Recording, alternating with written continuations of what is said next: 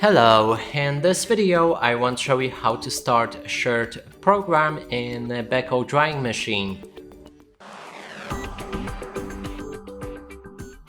To do this, first we'll need to select the shirt program, and it's located right here. Then we can pick a different dryness level, and there's iron dry, cupboard dry plus, and extra dry.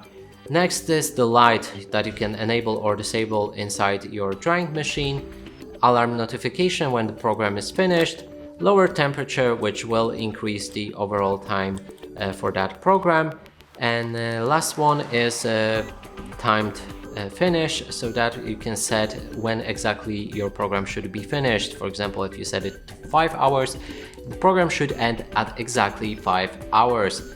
And this one, actually the time program doesn't work for this mode, it's only available right here. And that's it for this video, hope you like it, please consider subscribing to our channel, leave a like and a comment below.